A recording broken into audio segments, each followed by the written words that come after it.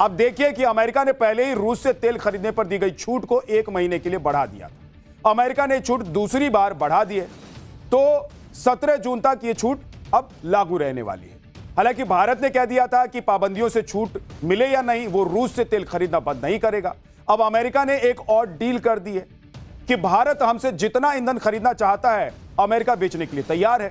भारत रवाना होने से पहले मार्को रूबियो ने भारत को अमेरिका का बेहतरीन साझेदार बताया। सुनिए अमेरिका के विदेश मंत्री ने क्या कहा। We want to sell them as much energy as they'll buy, and obviously you've seen, I think we're at historic levels of U.S. production and U.S. export. We want to be able to do more. We were already in talks with them to do more. We want that to be a bigger part of their portfolio. We also think there's opportunities with Venezuelan oil. In fact, it's my understanding that the interim president of Venezuela will be traveling to India next week. As well, so there's opportunities. There's a lot to work on with India. They're a great ally, a great partner. We do a lot of good work with them, and so it is an important trip. I'm glad we're able to do it. Marco Rubio 23 मई से 26 मई तक भारत के दौरे पर रहेंगे। अपने इस 4 दिवसीय दौरे के दौरान वो नई दिल्ली, कोलकाता, आगरा और जयपुर का दौरा भी करेंगे। दौरे के आखिरी दिन 26 मई को क्वाड देशों की बैठक में हिस्सा लेंगे और इस बैठक की अध्यक्षता भारत के विदेश मंत्री एस जयशंकर करने वाले हैं, जिसमें ऑस्ट्रेलिया और जापान के विदेश मंत्री भी शामिल होंगे। इस दौरे के दौरान मार्को रूबियो के साथ वेनेजुएला की अंतरिम राष्ट्रपति डेल्सी रोड्रिगेज भी अगले हफ्ते भारत के दौरे पर आ रही है। भारत और वेनेजुएला के बीच तेल बेचने की बड़ी डील हो सकती है। आप देखिए कि करीब 303 अरब बैरल तेल भंडार के साथ वेनेजुएला दुनिया का सबसे बड़ा तेल भंडार वाला देश है। वहीं वेनेजुएला भारत का तीसरा सबसे बड़ा कच्चा तेल सप्लायर बनकर उभरा भी है। भारत को वेनेजुएला से होने वाली तेल सप्लाई अप्रैल के मुकाबले करीब 50% बढ़ गई।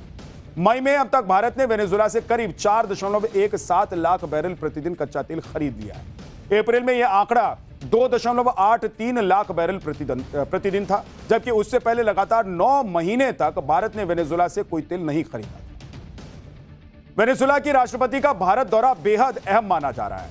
आप देखिए कि तेल का वेनेजुएला रूट भारत के लिए इसलिए फायदेमंद है क्योंकि वेनेजुएला का तेल रूस और सऊदी अरब के रास्ते से आता है, लेकिन परेशानी यह भी है कि वेनेजुएला का क्रूड ऑयल एक्स्ट्रा हैवी और सोर्स होता है, साथ ही कम गुणवत्ता वाला होता है, इसलिए कई देशों में प्रतिबंधित है। यह सभी रिफाइनरी में रिफाइन भी नहीं हो सकता है, लेकिन भारत में कम गुणवत्ता वाले तेल को रिफाइन करने की सुविधा है, जिसका फायदा मिल सकता है।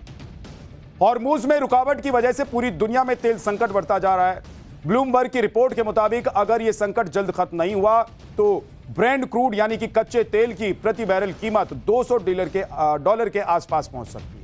भारत भी संकट का सामना कर रहा है। हालांकि इस बीच पीएम मोदी ने संकट से समाधान निकालने के लिए मोर्चा संभाल लिया है।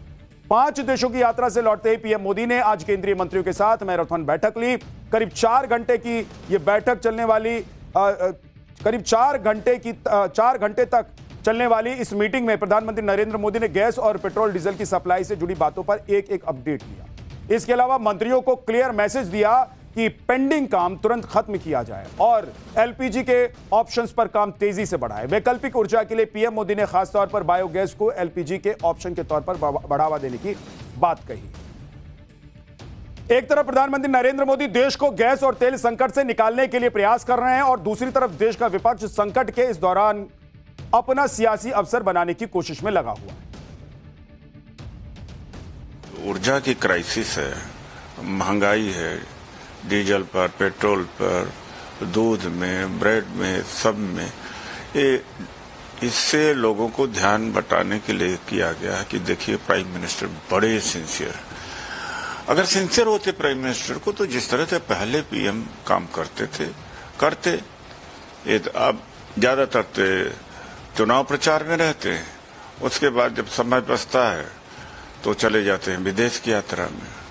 पीएम का एक गरिमा है, पीएम पूरे देश का होता है। ऑफिस में बैठना चाहिए था जब वार ब्रेकआउट हुआ, काउंसिल ऑफ मिनिस्टर्स के साथ बैठना चाहिए था, नीति आयोग, अदर एक्सपर्ट्स के साथ, और पीएम एडवाइजरी काउंसिल भी है उसके साथ। न्यूज की पाठशाला में अब अगला चैप्टर। पहले कॉकरोच का एक्स अकाउंट बंद, फिर जान से मारने की धमकी, अब 20 मिलियन वाले इंस्टा पर भी तलवार लटक रही है। कॉकरोच पार्टी की वजह से इंडिया अलायंस में फूट पड़ गई है। जेंजी कॉकरोच को चुनेगा तो राहुल अखिलेश केजरीवाल का फिर क्या होगा? कॉकरोच जनता पार्टी हंसी मजाक से जिसको शुरू किया गया प्लेटफॉर्म अब एक कैंपेन क्या बनता जा रहा है? 21 मिलियन फॉलोअर हो चुके हैं इस अकाउंट के इंस्टाग्राम पर। 21 मिलियन यानी कि 2 करोड़ से ज्यादा। सोचिए, मात्र 7 दिन में 2 करोड़ फॉलोअर्स। बड़ी बड़ी पॉलिटिकल पार्टियों को सोशल मीडिया पर इतने फॉलोअर्स इतनी जल्दी नहीं मिलते हैं। सोशल मीडिया की रेस में बड़ी बड़ी पार्टियों को इसने पीछे छोड़ दिया। यह नंबर इतना बड़ा है जिसने देश के विपक्ष के अस्तित्व को ही संकट में डाल दिया। विपक्ष के नेता खुद कह रहे हैं कि जो पार्टी है ही नहीं उस पर देश के जेंजी को भरोसा है, लेकिन हम पर नहीं है। यह बेहद चिंता की बात है। कौन क्या कह रहा है आपको बताऊंगा आगे। कॉकरोच पार्टी बनाने वाले अभिजीत दिपके का एक्स अकाउंट बंद हुआ, लेकिन क्यों बंद हुआ इसके पीछे कोई वजह अभी तक सामने नहीं आई। विपक्ष आरोप लगा रहा है कि मोदी सरकार ने अकाउंट को बंद करवा दिया। उधर अभिजीत दिपके को जान से मारने की धमकी मिलने का आरोप, मतलब सटायर पेज के अगेंस्ट जान से मारने की धमकी देने वाले का वीडियो भी आ गया है। क्या कह रहा है पूरी बात सुनवाऊंगा। कॉकरोच पार्टी को विपक्ष का बम्पर सपोर्ट क्यों मिल रहा है यह भी आपको बताऊंगा। दूसरी तरफ बीजेपी की तरफ से इसे आम आदमी पार्टी का प्रॉक्सी अकाउंट क्यों बताया जा रहा है, ऐसा कहने के पीछे क्या वजह है यह भी बताऊं। कॉकरोच पार्टी का जो क्रेज पिछले एक हफ्ते में सोशल मीडिया पर बढ़ा है, अब वो सिर्फ सोशल मीडिया तक नहीं रह गया है, धीरे धीरे करके ग्राउंड पर भी इसका असर दिखने लग गया है। कॉकरोच स्टाइल में प्रदर्शन की तस्वीरें सामने आने लग गई हैं। दीवारों पर कॉकरोच पार्टी के समर्थन में नारे और पेंटिंग बनाई जा रही हैं। और क्या क्या हो रहा है वो सब आज आपके सामने रखने वाला हूं, लेकिन उससे पहले एक ट्रेलर आपको दिखा। कॉकरोच जनता पार्टी का एक्स अकाउंट भारत में रोका गया है और इसके जवाब में अभिजीत दिपके ने कॉकरोच इज बैक के नाम से नया अकाउंट भी बना लिया। लेकिन मुद्दा सियासी है, इसलिए पॉलिटिक्स भी जबरदस्त हो रही है। विपक्ष आरोप लगा रहा है कि सरकार ने अकाउंट बंद करवाया, सरकार डर गई है इसलिए आवाज दबा रही है। मैं साफ कर दूं कि यह आरोप है विपक्ष का।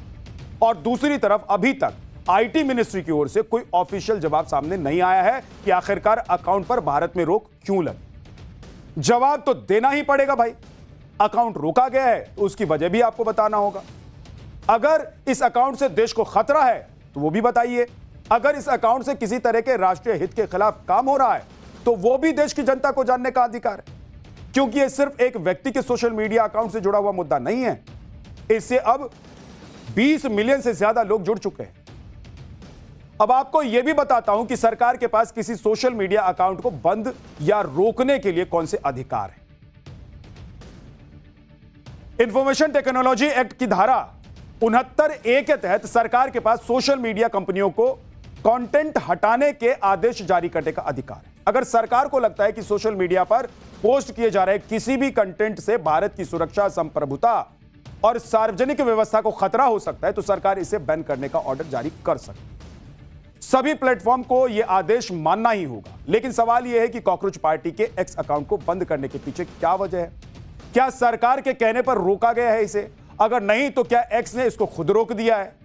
वैसे आपको एक चीज और बताता हूं, सीजेपी का अकाउंट बंद होने के पीछे एक्स के नियम क्या कहते हैं यह भी आप आज जान लीजिए।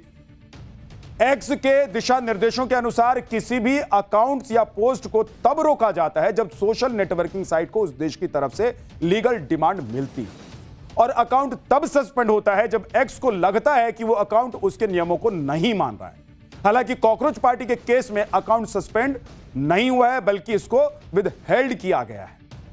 अब सवाल यह उठता है कि क्या सीजेपी का यह अकाउंट भारत की संप्रभुता या सुरक्षा के लिए खतरा था? क्योंकि अगर यह खतरा था तो देश को, खासकर युवाओं को, इसके बारे में जानने का हक तो है ही।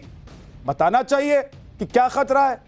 कॉकरोच जनता पार्टी का एक्स अकाउंट बंद हुआ तो उन्होंने नया अकाउंट भी खोल दिया।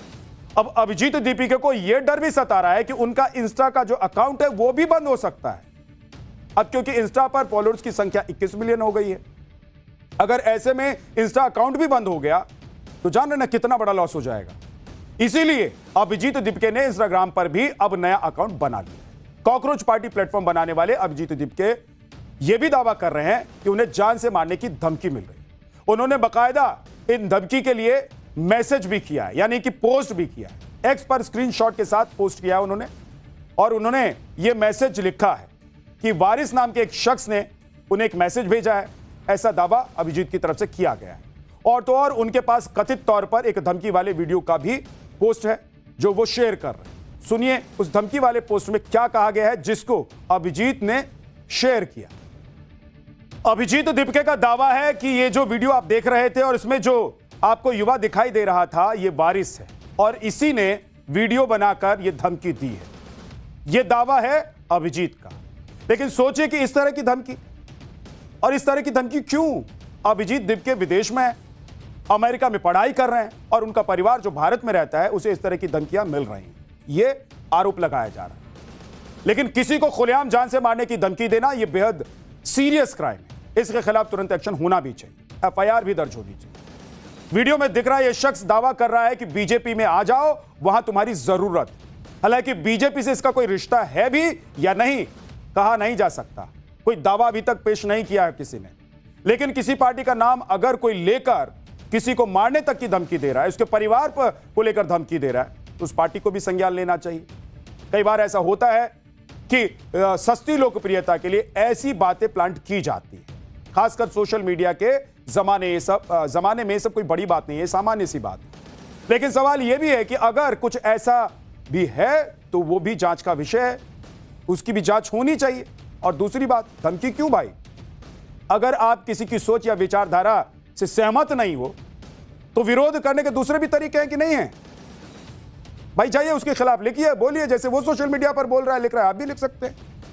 भाई आप भी बना लो अपना एक अकाउंट, आप भी बना लो अपनी वर्चुअल पार्टी। कोई रोक रहा है क्या आपको? किसी ने जान से मारने की धमकी आप किसी को देंगे? गजब है। अभिजीत दिपके ने जो प्लेटफॉर्म खड़ा किया है उसकी मांगे क्या है वो भी अब एक बार जान लीजिए। नीट पेपर लीक को लेकर सवाल इस पर उठाए जा रहे हैं। शिक्षा मंत्री के इस्तीफे के लिए पिटीशन कैंपेन चलाया जा रहा है। बेरोजगारी का मुद्दा उठाया जा रहा है। महिलाओं को 50% आरक्षण की मांग की जा रही है।